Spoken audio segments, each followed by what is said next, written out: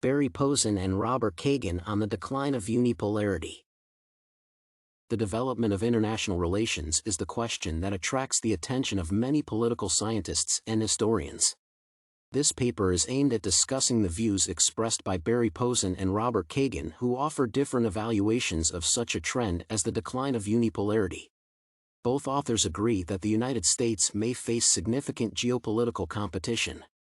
Yet, Barry Posen believes that the emergence of a multipolar world may not necessarily be a threat to America. More likely, this tendency will give rise to new geopolitical alliances.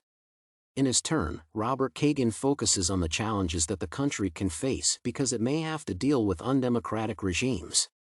These are the main questions that should be discussed.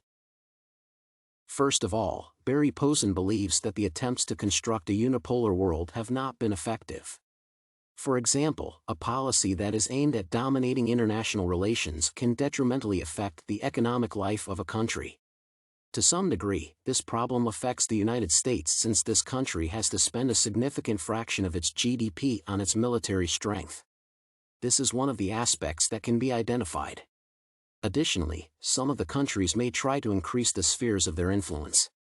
Furthermore, the decline of unipolarity implies that it may be necessary to form new political alliances.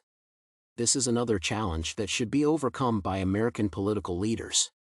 However, Barry Posen believes the decline of the unipolar world should not be perceived only as a possible threat because other countries will not want to enter into direct competition with the United States.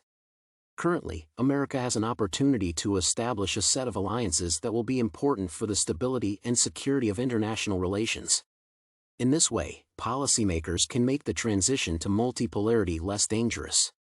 Overall, Barry Posen outlines the possible strategies that diplomats can adopt to respond to the changes in the external environment.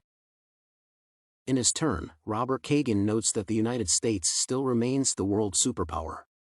However, this scholar notes that political leaders should be aware of geopolitical changes that can affect various countries. In particular, diplomats should be ready for possible competition staged by countries like China or Russia. Moreover, these countries can view the United States only as a competitor. This author believes that policymakers should recognize the fact that the global democratic and liberal community has not been constructed. This is one of the aspects that can be identified.